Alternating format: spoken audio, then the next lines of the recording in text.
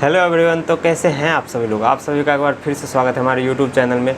तो आज की इस वीडियो में हम लोग डिस्कस करने वाले हैं कि 2025 में BAMS, BHMS, BSMS यानी कि आयुष कोर्स के लिए अगर आप लोग को काउंसलिंग कराना है तो आपको क्या क्या डॉक्यूमेंट आपको अभी से अरेंज करके रखना है, ताकि काउंसलिंग के समय आप डायरेक्ट जब एक बार वेबसाइट पे चले गए तो आप सीधे पूरा काउंसलिंग का प्रोसेस करके ही आप हटिए वहाँ से। क्योंकि होता क्या है कि कोई कोई बच्चा ऐसा होता है कि सारा डॉक्यूमेंट रखा नहीं है, कुछ कुछ डॉक्यूमेंट उसका छूटा हुआ है, कोई पास में है कोई नहीं है, कोई बनवाना है कोई बनाया हुआ है।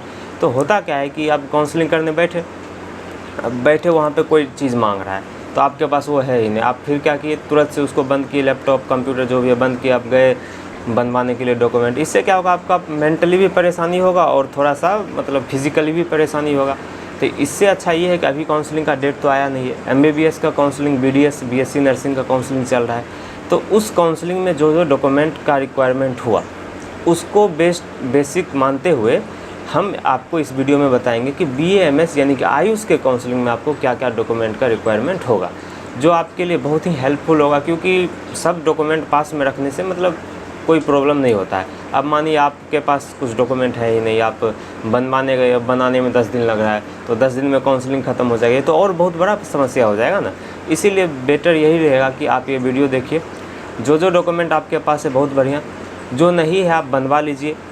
इस वीडियो में हो सकता है हम 10 गो डॉक्यूमेंट के बारे में बात करें और आपके पास 15 गो डॉक्यूमेंट है, तो आप कहिएगा कि 5 गो डॉक्यूमेंट एक्स्ट्रा है वो क्या किया जाए, तो वो भी रखिए। अगर ज़रूरत पड़ेगा तो आप यूज़ करिएगा, नहीं ज़रूरत पड़ेगा तो आपके पास रखा हुआ रहेगा।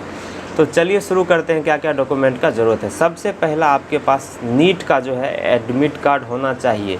ये तो मतलब सबको पता होगा, नीट का एडमिट कार्ड के बिना मतलब क्या ही होगा। अब नीट का एग्ज़ाम दिए, उसी के बेसिस पे आपको कॉलेज मिल रहा है, अब उसका एडमिट कार्ड ही नहीं है, आप डाउनलोड किए, खो गया है, डिलीट हो गया। एग्ज़ाम के समय डाउनलोड किए थे, एग्ज़ाम दे के आए, मूड ख़राब था कि एग्ज़ाम ख़राब गया, बस डिलीट कर दिए, अब फिर अब है ही नहीं। तो इससे अच्छा क्या करिए, आप अभी जाइए नीट वाली वेबसाइट पे, आप एडमिट कार्ड को और एप्लीकेशन नंबर दोनों आप डाउनलोड करके रख लीजिए। अगर आपके पास है तो बहुत बढ़िया, नहीं है तो आप अभी डाउनलोड कर लीजिए, अभी आपके पास मौका है क्योंकि अभी डाउनलोड हो रहा है।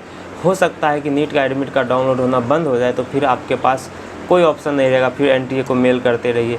तो इससे अच्छा है कि आप अभी डाउनलोड करके रख लीजिए, और आपके पास है तो बहुत बढ़िया बात है, आप एडमिट कार्ड और एप्लीकेशन नंबर दोनों चीज़ डाउनलोड करके रखिए। ठीक है, हो गया पहला, नीट का एडमिट कार्ड आपके पास होना चाहिए। दूसरा आपके पास, दूसरा ऐसा चीज़ है जो आपको बताएंगे तो आपको थोड़ा सा लगेगा ये तो ऑब्वियस बात है, तो सबके पास होता है, लेकिन फिर भी आप जानिए, आपको आपके मदर्स नेम का जो है पूरा स्पेलिंग अच्छे से पता होना चाहिए। क्योंकि आपको लगता होगा क्या काउंसलिंग करना है, फादर्स नेम पूछेगा, एप्लीकेशन नंबर पूछेगा, रोल नंबर पूछेगा, ये सब पूछेगा, लेकिन काउंसलिंग के समय MBBS का काउंसलिंग में देखा गया कि मदर्स नेम पूछ रहा है। और क्या BAMS में भी पूछेगा था? हाँ, BAMS में भी पूछता है, पूछते आया और आगे भी पूछेगा ही। तो अब आपका मदर्स नेम, सबका मदर्स नेम सबको पता होता है, लेकिन कोई कोई होता क्या, स्कूल के 10th के एडमिट कार्ड में कुछ गलतियां हो जाती है, यानी कि एप्लीकेशन, सॉरी क्या कहते हैं ये,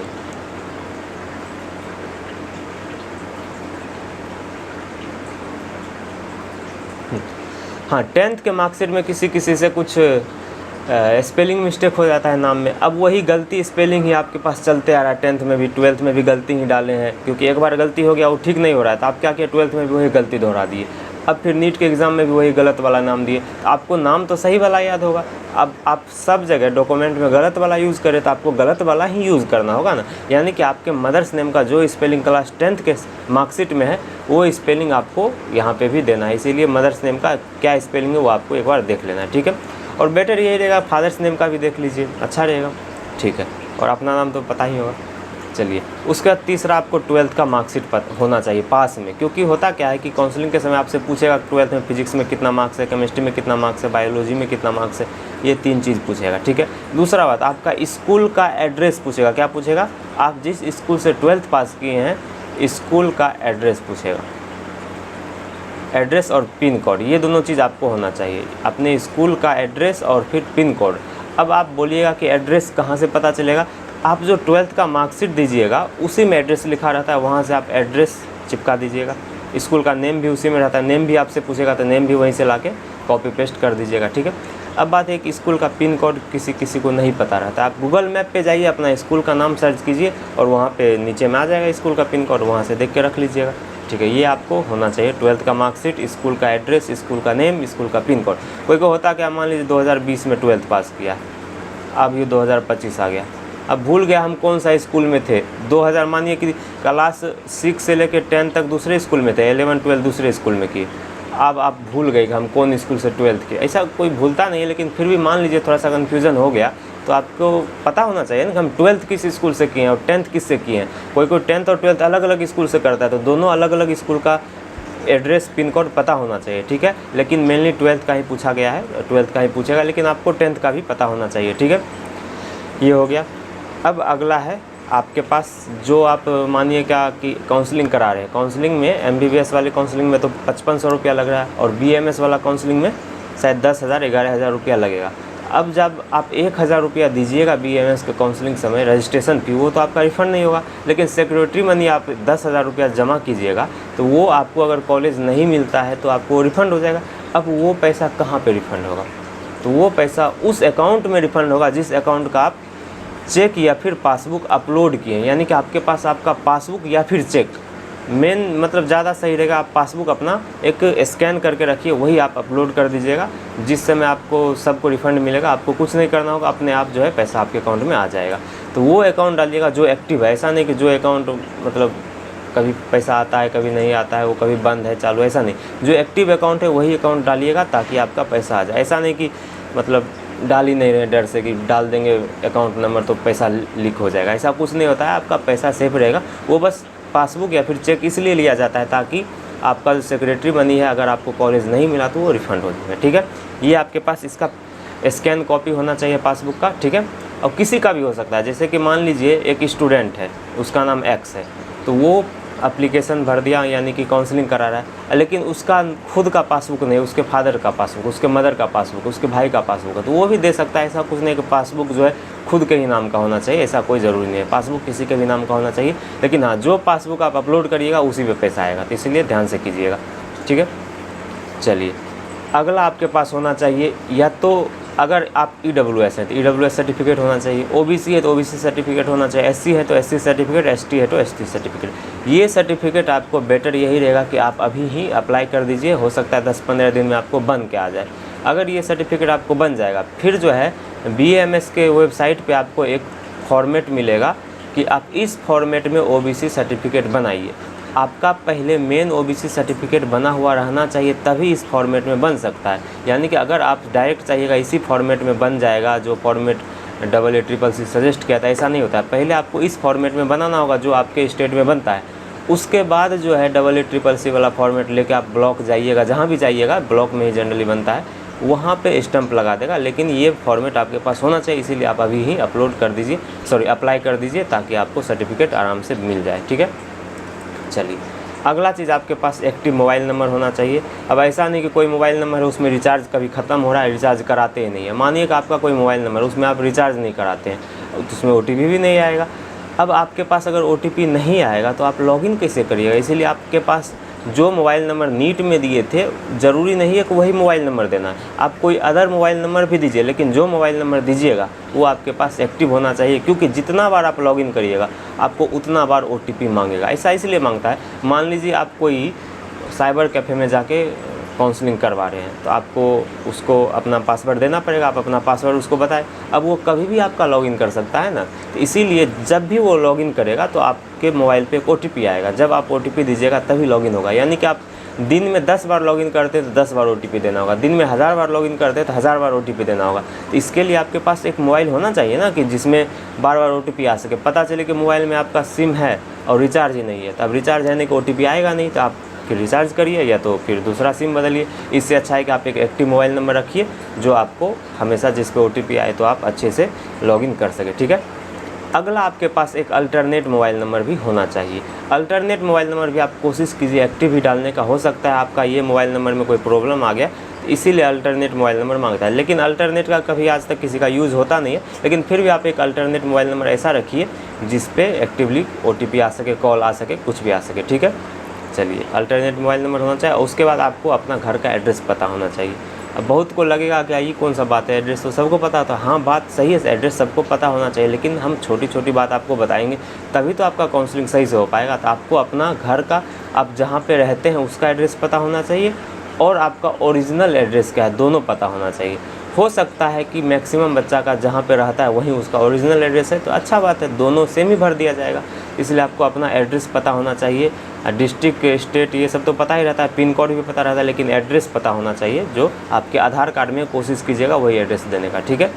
चलिए, अब अगला चीज़, ये तो 8 डॉक्यूमेंट चीज़ चाहिए आपको, हम बता दिए। अब बात यह है कि काउंसलिंग कब से स्टार्ट होगा। तो काउंसलिंग जब भी स्टार्ट होगा हम इस चैनल पे आपको तुरंत इन्फॉर्म कर देंगे। आप क्या करिए, हमारे चैनल को सब्सक्राइब करके बेल आइकन दबा दीजिए, ताकि जब भी काउंसलिंग का डेट आए, शेड्यूल आए, हम पूरा एक्सप्लेन वीडियो करके आपको तुरंत हम इस चैनल पे अपलोड कर देंगे। अब बात है कि काउंसलिंग करना कैसे है। तो काउंसलिंग देखिए खुद से कीजिए, क्यों किसी साइबर कैफ़े में जाइएगा, फालतू का 10,000 रुपया लेगा, 20,000 लेगा, 25,000 लेगा। 10,000 तो आपका, वो 1,000 तो रजिस्ट्रेशन लगेगा ही, 1,000 रजिस्ट्रेशन लगेगा, 10,000 सिक्योरिटी लगेगा, और उसके बाद वो काउंसलिंग करने का 10,000 लेता है, कोई 50,000 लेता है, कोई 25,000 लेता है, 25 के इतना पैसा लेता है। तो आप इतना पैसा उसको क्यों दीजिएगा। खुद का दिमाग इस्तेमाल कीजिए, थोड़ा सा खुद इन्फॉर्मेशन खोजिए, कौन सा कॉलेज कितने रैंक पे मिलता है, कॉलेज का फ़ी कितना है, कॉलेज में बॉन्ड है या फिर नहीं है, वो कॉलेज नॉर्थ इंडिया में है या फिर साउथ इंडिया में, यानी कि आप ये खुद पता कीजिए ना। क्यों किसी को 25,000 रुपया देना। आप एक दिन समय लगाइएगा, नहीं तो सबसे अच्छा है कि मेरे पास लिस्ट है, आप हमको, ये मेरा देखिए टेलीग्राम चैनल है और ये मेरा व्हाट्सअप है, आप, ये मेरा हमारा इंस्टाग्राम है, ये टेलीग्राम है, आप इस पर हमको मैसेज कीजिए, हम आपको लिस्ट भेज देंगे, ठीक है।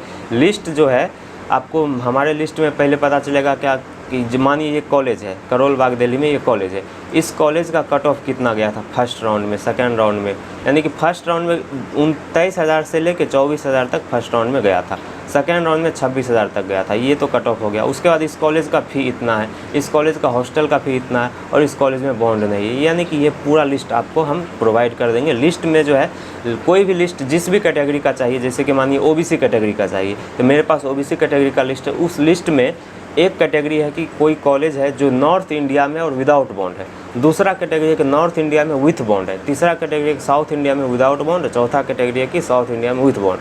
आपको ये 4 कैटेगरी में आप हम डिवाइड करके दे दिए। आपको जिस भी जगह कॉलेज लेना है आपको उसमें सब लिखा जाएगा कि इतने रैंक से इतने रैंक तक मिला था और इसका इतना फ़ी है और इसका बॉन्ड इतना रुपया है। मानिए कि कोई कॉलेज ये है कि जिसका फ़ी जो है ना 1 लाख रुपया। आप मानिए कि आप जो है देहरादून उत्तराखंड में आप कॉलेज लेना चाहते हैं, सोच रहे हैं कि जाएंगे मस्ती से कॉलेज भी करेंगे, घूमेंगे भी पूरा ठंडा ठंडा माहौल में, लेकिन कॉलेज का 1 साल का फ़ी 1 लाख है, बताइए। अब कोई ऐसा कॉलेज है 1 साल का फ़ी 975 रुपया है, कोई ऐसा कॉलेज 1 साल का फ़ी 2,000 रुपया। आपको फ़ी पता होना चाहिए ना कौन सा कॉलेज का 1 साल का फ़ी कितना है। आप कहीं भी काउंसलिंग कर लीजिएगा खुद से, चाहे साइबर कैफ़े वाला को भी उतना पता नहीं रहता, आप खुद से काउंसलिंग कर दीजिएगा, गड़बड़ हो जाएगा। इसलिए आपको पहले पता होना चाहिए किस कॉलेज का कितना फ़ी है और बॉन्ड है या फिर नहीं है। बात यह कि बॉन्ड क्या होता है, अगर मानिए आपको कॉलेज लेने के बाद नीट का प्रिपरेशन करना है, तो फिर अगले साल मानिए 2026 में आपका सिलेक्शन हो जाता है MBBS में, तो कॉलेज से डॉक्यूमेंट लीजिएगा। अब डॉक्यूमेंट लेते समय आपको पैसा देना होगा, उसी को बॉन्ड बोलते हैं। जिस कॉलेज में बॉन्ड नहीं होता उस कॉलेज में आपको पैसा देना नहीं होता है। किसी कॉलेज में 20 लाख का बॉन्ड होता है, अगर आप डॉक्यूमेंट लीजिएगा आपको 20 लाख रुपया पे करना होगा, तब आपको डॉक्यूमेंट मिलेगा। किसी कॉलेज में 2 लाख का बॉन्ड होता है, किसी कॉलेज में 10,000 का बॉन्ड होता है, किसी में 70,000, 75,000, यानी कि कितना बॉन्ड होता है ये भी हम उस लिस्ट में बताएं। आप हमको मैसेज कीजिए, वो लिस्ट आपको हम प्रोवाइड कर देंगे, ठीक है। तो आप खुद से काउंसलिंग कीजिए, क्यों 20,000 25,000 खर्चा करना है। आप खुद से भी काउंसलिंग कर सकते हैं, आप फ़ोन में भी काउंसलिंग कर सकते हैं। आप काउंसलिंग कैसे करना है इसका हम आप वीडियो बना देंगे, आप देख लीजिएगा। इसीलिए ज़्यादा जो है आप इधर उधर के चक्कर में मत पड़िए, अच्छे से ये सब डॉक्यूमेंट लेकर रखिए, और काउंसलिंग के समय भी आप चैनल से कनेक्टेड रहिएगा। हम रेगुलर वीडियो अपलोड करते रहेंगे, और काउंसलिंग का पहले शेड्यूल आने दीजिए, फिर हम अपलोड करेंगे, ठीक है। तो चलिए मिलते हैं अगले वीडियो में, तब तक के लिए आप लोग जो है चैनल को सब्सक्राइब कर दीजिए। अगर इन्फॉर्मेशन अच्छा लगा हो तो लाइक भी कर दीजिए। अगर कोई क्वेरी है तो आप कमेंट में कीजिए, अगर कमेंट में रिप्लाई देने लायक होगा तो कमेंट में रिप्लाई दे देंगे। अगर क्वेरी आपका बड़ा होगा तो उसके लिए सेपरेट वीडियो बना देंगे। तो आप लोग चैनल को सब्सक्राइब कर दीजिए। मिलते हैं अगले वीडियो में, तब तक के लिए बाय बाय, थैंक यू।